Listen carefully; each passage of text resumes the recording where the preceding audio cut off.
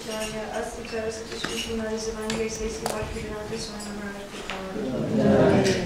confounder Acharya Prabhupada Koti Vaishnava Vrinda ki Namacharya Srila Grhastha Prem Chiko Shri Krishna Chaitanya Prabhu Nityananda Shri Advaita Gadadhar Shivasadi Gaur Bhakta Vrinda ki Shri Shri Radha Krishna Gopinath Shaima Kunda Radha Kunda Giri Govardhana ki Vrindavan Dhama ki Mathura Dhama ki Nagari Maya Dhama ki Jagannath Puri Dhama ki Jamuna Devi ki Bhakti Devi ki Simhaharani ki Samavekta Bhakti Vrinda ki All Pranam.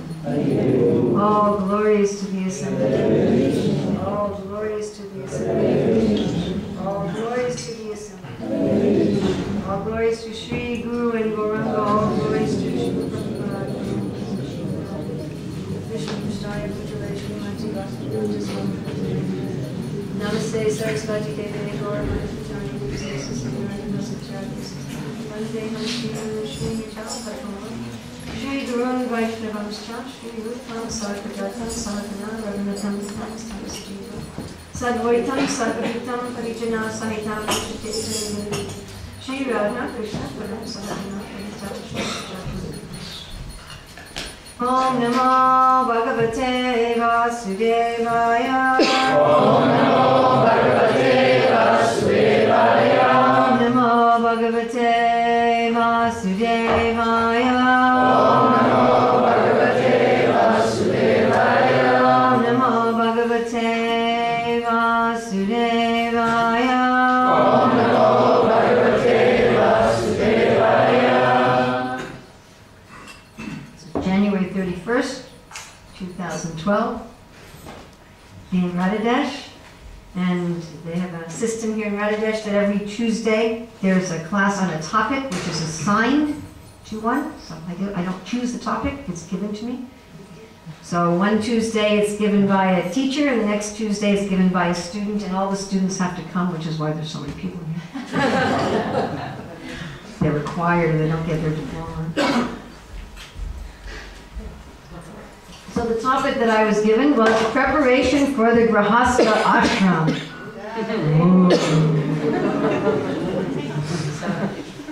In the Krishna book, Prabhupada says that our term of material existence continues because of this Grhastha ashram.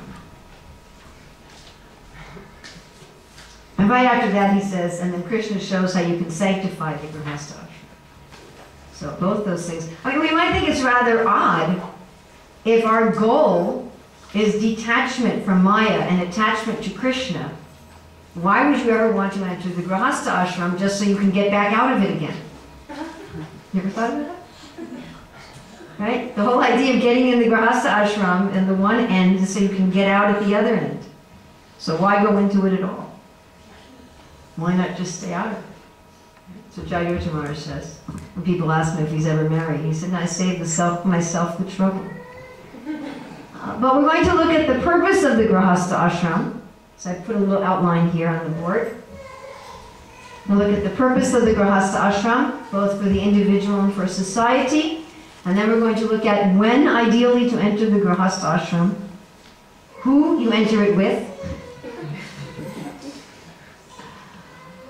And we're not possibly, in the amount of time we have, going to be able to cover this subject fully.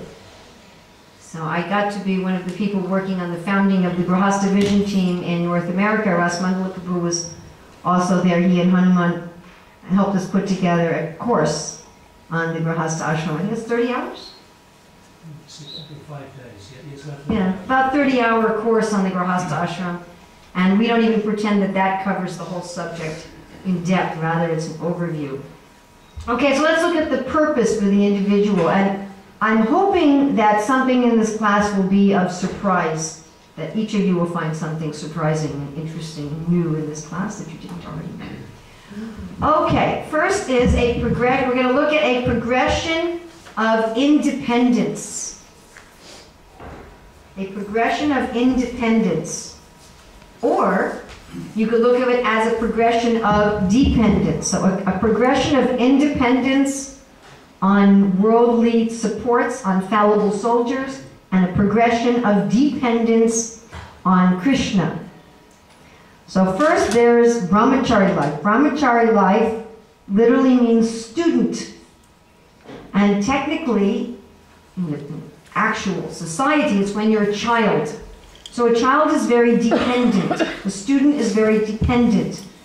The brahmachari is dependent on the guru, on the teacher, literally. So in the ashram where you live with the guru, and by the way, not all Vedic Gurukulas did you live with the guru, just like Mahaprabhu ran a day school. He did not run an ashram school. But Krishna went to live with his Shiksha Guru, and there you're dependent. All you're doing is studying. We have this idea in modern society also that when you're a student, you shouldn't have to earn a living. That your parents or the society takes care of you so that you're free to study. And the traditional brahmachari would collect money for the teacher and give it all to the teacher. Didn't have any personal money, had very few, if any, personal possessions, didn't have much personal space, was having a very, very simple life with the idea of concentration on study. All of one's energy was given to study. And then most persons go on to get some more independence. And that's one of the reasons why people marry. They want their own money, they want their own kitchen, they want their own place. They want to decide what they're going to be doing in the daytime. Right? This thing, that thing. I mean, I remember living in the Brahmacharini ashram, so at 9 o'clock I did this, and at 9:15 I did this, and at 9:30 I did this, and at 9:45 I did this. That's like when you're a student, isn't it? You have this class at 9, and this class at 10, and this class at 11, and there's these compulsory classes that you have to take, and you can't go off the campus property without permission, and so forth and so on. Now these things are becoming more relaxed in modern society. It used to be like that. Couldn't have someone visit your dorm without permission of the dorm leader. So Grhastha life, you no longer have this kind of dependence. Right? You're earning your own money, you have your own place. And you have actually more responsibility. Now when Prabhupada talks about training children, he talks about discipline, but the little children don't have much discipline. And then you gradually increase it from age 5 to 10, and then 10 to 16, he says you're as strict as a tiger. And then at 16, you treat your child as a friend. So this idea, you're now a friend. Just like after I got my doctorate degree, I wrote a letter to one of my professors, "Dear Dr. English." He said, "You don't call me Dr. English anymore. You call me Fenwick." He said, "You're one of us now." We're colleagues. So you get to the point then where you're a friend. Actually, one really nice lecture Prabhupada was saying, he was chastising the devotees for growing their hair long. And he said, the problem is after age 16, if you chastise someone, they will break. He said, chastisement, that's for so the guru must chastise the disciple, parent must chastise the child, must correct. Even Mother Yasoda is correcting Krishna. Don't steal the butter and give it to the monkeys. Right? She says, you need to grow up and be an honest gentleman. I don't want you to grow up, she didn't mind because it was his butter, but says, I don't want you to grow up to be a thief. But Prabhupada says if you chastise someone after the age of 16, if you try to correct them, they will break. So then one enters into the Grhastha ashram, that one is no longer under this tight, this is what you do at 9:15, this is what you do at 9:30. And then Vanaprastha ashram, Prabhupada says in 5:18-13 purport, he says this is the independent, retired life for cultivation of spiritual knowledge. So then you get even more independent. In Vanaprastha life, you're supposed to be independent even of depending on your varna for your livelihood. Whatever Krishna arranges. You're no longer so dependent on the general society. You go live in the forest, you're dependent on the fruit trees and the roots that you dig up in the forest. And then Prabhupada says sannyas is completely independent. He says this in a Bhagavatam lecture in New York in 1975. He says a sannyasi is totally independent of the society. And he said this kind of sannyas is not so possible in the present age, therefore generally this kind of sannyas is forbidden. But this concept of depending more and more and more on Krishna and less on something external, to internalize, I always say, let the teachings of the Guru become one with your heart. So the training in brahmachari life is, it's very external. Here's your schedule. This is what you have to do. Turn over all your money. I give everything, to have nothing for yourself. And then gradually internalizing that, so that one is internally dependent on Krishna and externally independent of the material society. So Grhastha life is for this progression of independence.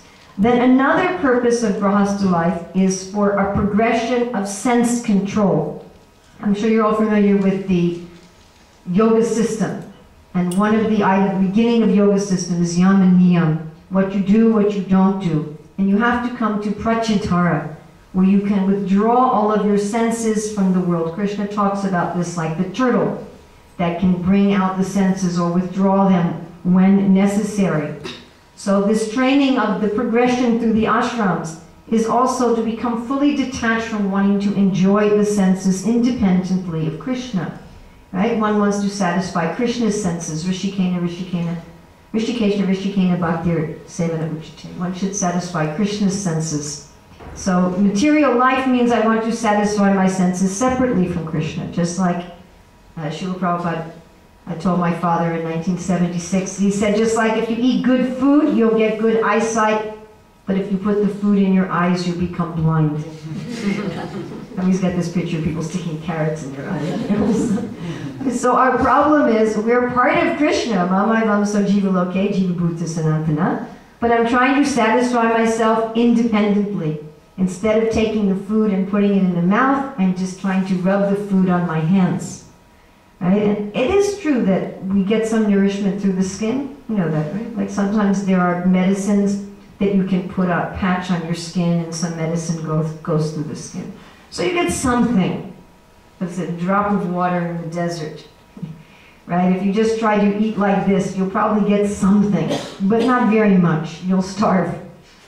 So this is what we're trying to cure ourselves from. Trying to enjoy separately from Krishna, and this trying to enjoy separately from Krishna manifests particularly in sexual desire.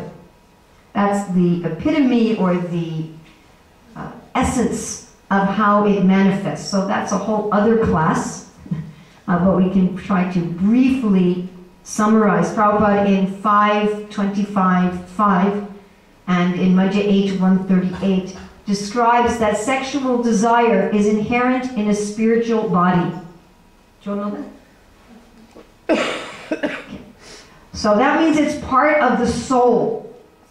Interesting. Huh? Which means you can't kill it. I'm sure that many of us here have tried to kill sexual desire. And what do you find? Does it work? Does it work? No. Anybody find it work? No, okay, it doesn't work. So what happens when you try to kill it? It comes out again in some other form. Like a balloon, you push on one end, it comes out some other place. It may come out as anger, which is called the younger brother of lust. Sometimes we see these. That happened to Vishwamitra. So first he was attracted to Shakuntala and lived with her for some time, and he said, I'm not going to make that mistake again. And then when Ramba came, he got so angry. I remember if he burned her to ashes or turned her something. Definitely, he did something not very nice to her. So then he also fell down from anger, right? Lust, anger, so repressed sex desire turns into anger or turns into hard-heartedness. You just try to stop everything. Have you ever seen even devotees sometimes become like this? Right? We've seen, practically, you know, that we get some like nasty, angry, hard-hearted people from trying to kill sex desire. So that's not what you do with it. What's the original way that the jiva enjoys sexual pleasure? Do any of you know? Enjoys actual spiritual sexual pleasure. Very nice explained in Madhya 8.138. Yes? See Krishna and Radha? Yes, to see that Radha and Krishna are together. To please Krishna. And Radharani is the Ladini Shakti, the pleasure energy of Krishna. Anytime you please Krishna, Radharani must be there. Has to be. She's his pleasure energy. She's the Ananda. So when one brings Radha and Krishna together, or Sitaram, like Hanumani wants to bring Sita and Ram together, then the jiva is also satisfied. The jiva also feels ecstasy. This is yoga. What is yoga? Connection. So we want to connect Krishna with his pleasure energy, and I want to be the catalyst to connect Krishna with his pleasure energy. Therefore, we were talking the other day about Om, how Om is Radha, Krishna, and me, according to Jiva Goswami, or the Hare Krishna mantra. That's why when we chant Hare Krishna, we can lose material sex desire, at least while we're chanting. Prabhupada talks about this. He said, at least while they're dancing in the kirtan, they forget this. So this is the essence. So we're trying to come back to that. We're trying to turn lust back into its original form of prema, love. Very nicely explained in the Bhagavad Gita, where Krishna says, therefore from the very beginning of life, curb this great symbol of sin by regulating the senses. And Prabhupada says, from the very beginning means from the very beginning of life. And he says, if you always have love of Krishna, it never becomes lust. He says, once you have lust, it's difficult to turn it back. It's like trying to turn yogurt back into milk or something. It's hard. It can only be done with grace. So that's the essence of our process of bhakti. If you want to put bhakti in a nutshell, it's turning lust back into love. Taking what in this world is sex desire and bringing it back to its original form. Okay. But that doesn't generally happen in a moment. I can. And there are some people for whom it happened in a moment, like the son of Maharaj Prataparudra. But generally, it's a gradual process. So and Prabhupada says gradually and proportionally. So and it's very nice to explain in Madhurya Kadambini, this gradual and proportionally. So you're taking down lust and you're bringing up love. When you get to somewhere to 40 to 75%, then you're fixed, and the remains of lust are not so disturbing. But you're gradually turning it back. But what do you do with the material part of it in the meantime? You've got to do something with it. The sexual energy is very, I'm sure we've all experienced, unless there are any children here, it's very powerful. Isn't it? I mean, it must be, because look, let's look at the statistics. Too bad that Yagananda Maharaj isn't here. He'd know all the statistics. And Prabhupada refers to this. How many of our sannyasis have fallen down? Prabhupada talks about this in 9:1840. So one person's calculated that 1/3 of the persons who've initiated devotees in the Hare Krishna movement have fallen down. 1/3. And practically every one of them has been due to sex life. Maybe one or two exceptions, maybe one with drugs, which became also sex life. It's not so easy. And what do you do with it? So therefore there's the ashrams. And my own analogy for this, it's like if you have a broken arm, how do you fix a broken arm? What's the cure for a broken arm? A cast. But you know, when you first break your arm, if it's a really bad break, they'll also give you painkillers. Did you know that? And you know, these painkillers, they actually help the healing. Because when you're in a lot of pain, your muscles become like iron. I was in a car accident a few years ago, and I finally had to get some treatment from an osteopath. And she said, when there's an impact on the body, the muscles become like iron to protect the body. You have to protect the spine. Right? So when you have an injury, you find that, right? Sometimes your body tenses, and then you can't heal properly. Now, are painkillers the cure for a broken arm? No. Suppose you just took painkillers. Would you cure your broken arm? Now, what would happen? You'd re-injure it, wouldn't you? Because you wouldn't feel the pain, you re-injure it. And you don't keep taking the painkillers, maybe the first week. Not ongoing. So there's two kinds of painkillers to deal with material lust while we're turning it back into prema. One is renunciation and one is the Grhastha ashram. Both are dealing with this.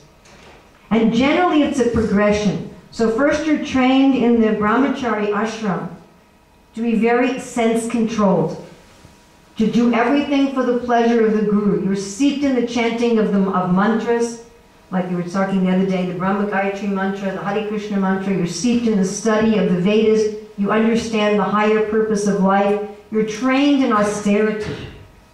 Prabhupada said that brahmacharis, they were happy to collect alms and sleep on the floor. They thought it was fun. So, I mean, I remember when I was young, and those of you who are still young, you know, it's fun to go camping. It's fun. Or people come here for the kirtan weekend and they're sleeping on the floor with 20 people. We saw the mattresses in the classroom, you know, 20 minutes. It's fun.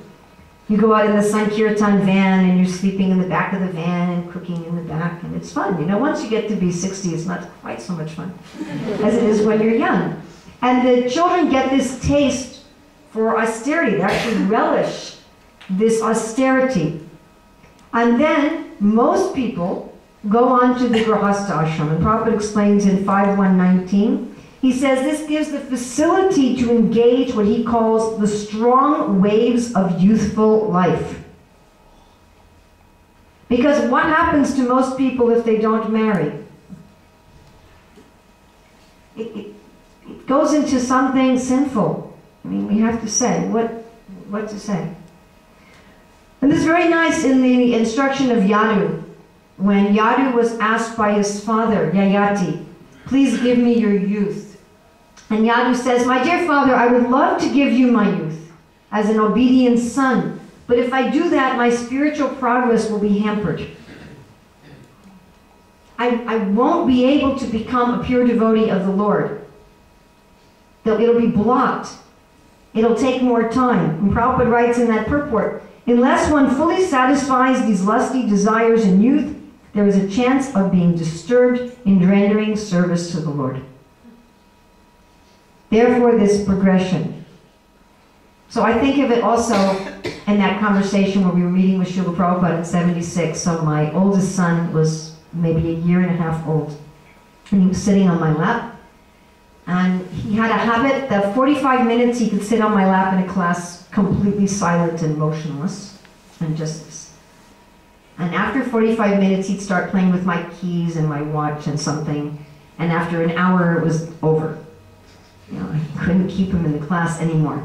So 45 minutes went by and he's playing with my keys, and an hour went by and he's getting restless. And one of the devotees brought me a plate of luglus. So I started feeding him luglus.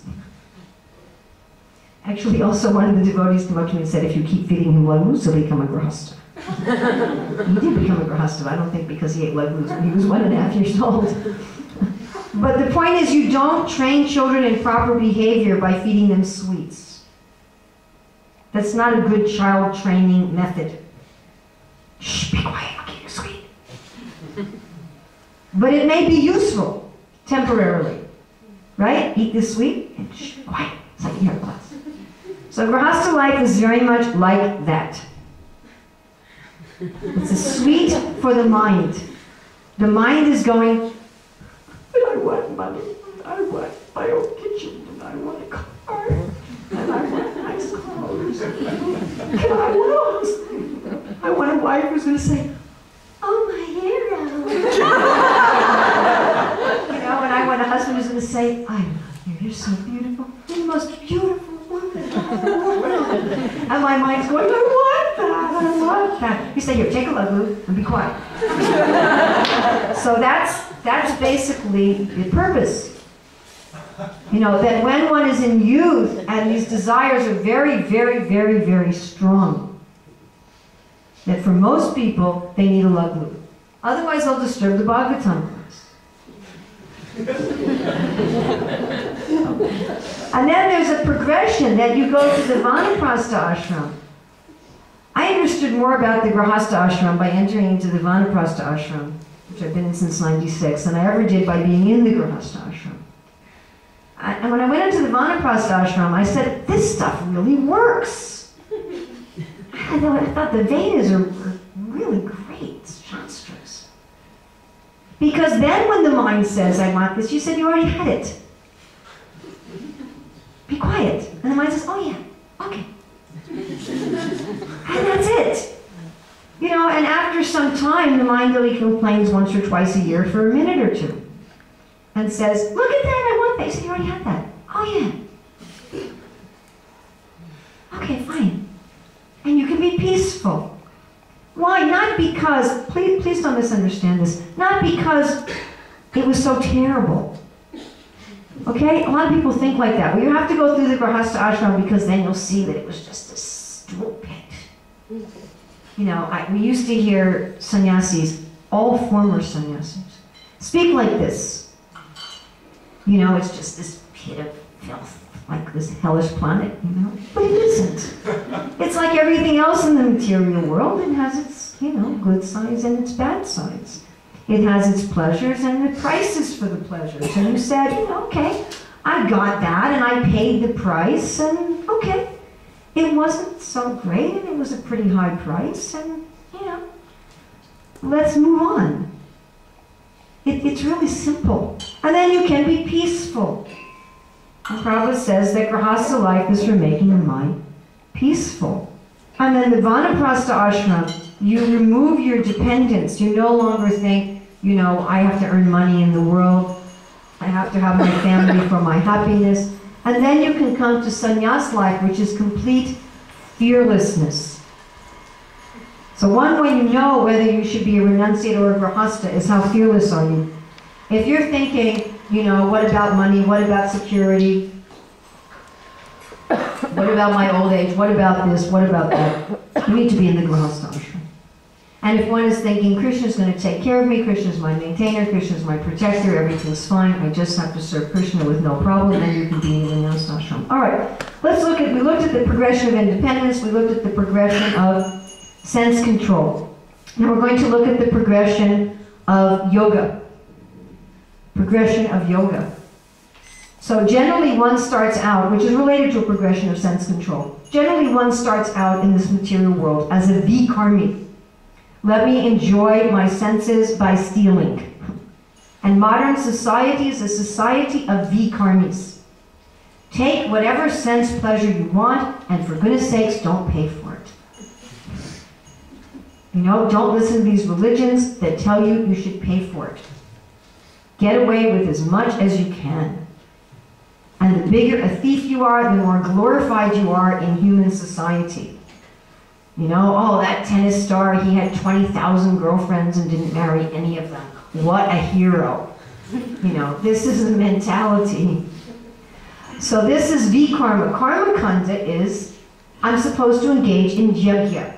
I still have a mood of enjoyment, but I know I'm supposed to pay for it. This is the mood of the sakama devotee. You're not really interested in the person you're paying. You're interested in what you're getting. You're thinking of Krishna as your order supplier. You go to this shop. You don't care about the shop owner or the shop workers. You know, you just go there to buy something. But at least you buy it. You don't steal it. So then you can enjoy it honestly. Of course, you're still in the cycle of karma. Then karma yoga, and now we go to, the reference for this, by the way, and if I had time I would have read the whole purport. It's a wonderful purport, is Brahma Samhita 561. Where here, Bhaktisiddhanta Saraswati gives the most beautiful, I think, explanation of the path of progression of yoga and how one turns worldly activities into transcendental activities. So karma yoga, or there Bhaktisiddhanta Saraswati says may also be jnana yoga, is where you're not acting anymore for sense gratification. You're acting for purification. This is sattva gun. Tamagun is I steal.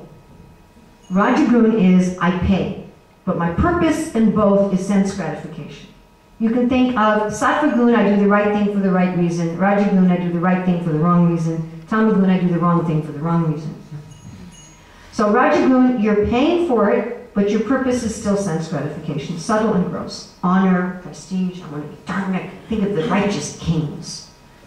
I want to enjoy the world righteously. And sattva gun is I'm doing the same things, but I'm doing it for purification. Ultimately, I'm doing it for liberation. And that becomes, so that's karma yoga. Kama, pala, tyaga. You give up the fruit of your action. What's the fruit of our action? Swarga. Either after this life, I want to go become Indra, like who was saying that in class the other day? Somebody was saying that just a couple days ago. One is engaging in celibacy so they can enjoy all the maidens of heaven. You know, so that's the fruit of karma. I want to go to heaven, or heaven in this life. I want to have a heavenly life.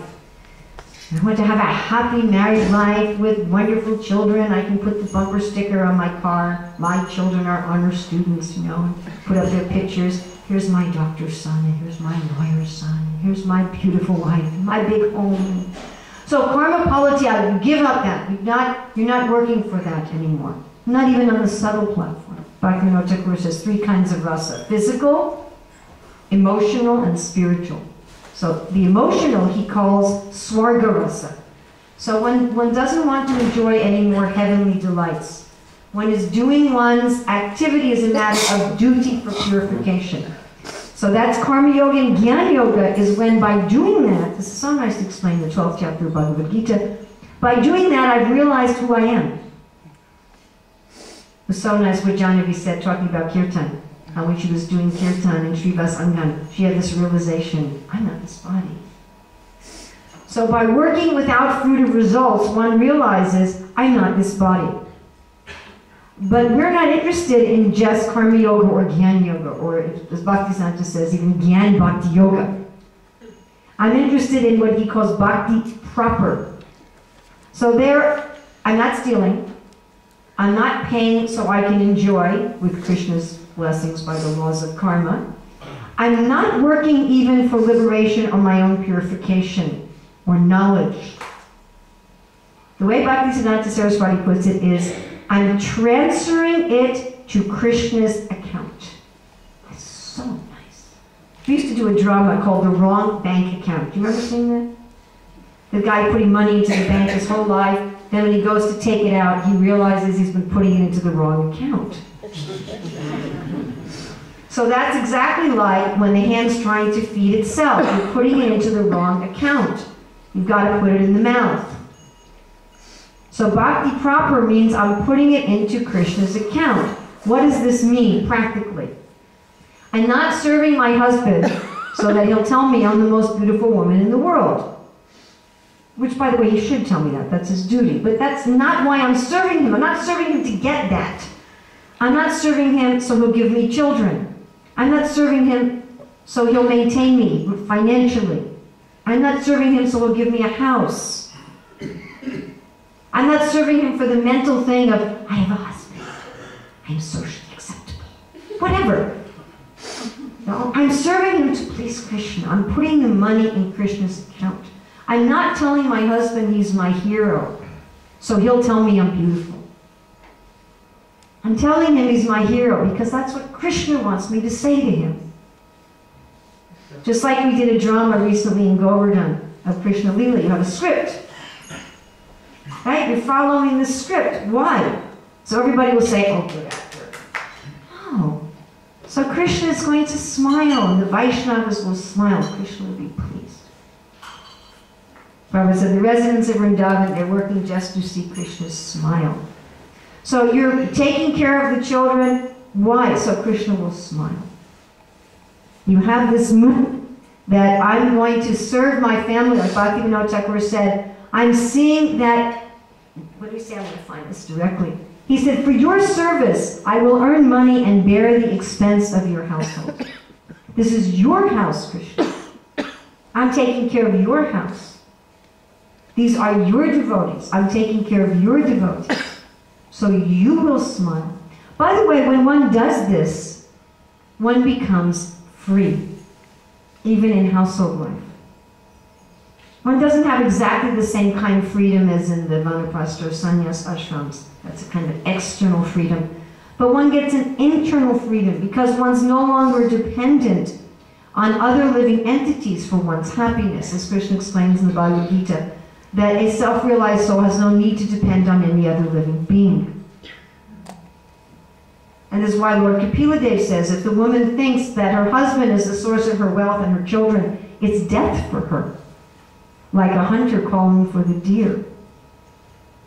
Or if the man is thinking, this woman is the source of my happiness by her cooking, by her sex life, without her I would have no pleasure, then he's finished spiritually. But the source of my happiness is that Krishna is smiling at me, and one does one's duties better. Like Rupa Goswami says, the woman who has a paramour, she's a better wife, because she doesn't want her husband to find out. So in Grhastha life, our real lover is Krishna. He's our real lover. He's the one we're really trying to please. The wife may think, oh, my husband is always trying to please me. And the husband may think, my wife, she's such a good wife, she's always trying to please me. And the children may think, my parents, we're number one to them. But it's not true. The devotee parents, the devotee spouses, they're working for Krishna. So when the wife says, oh, you're my hero, or the wife says, you know, you haven't fixed the plumbing, I've been bugging you for 3 months, it doesn't matter to the man. His happiness isn't dependent on whether he's the hero or the rascal. Because he knows, I'm not serving my wife to get this, I'm serving my wife to please Krishna.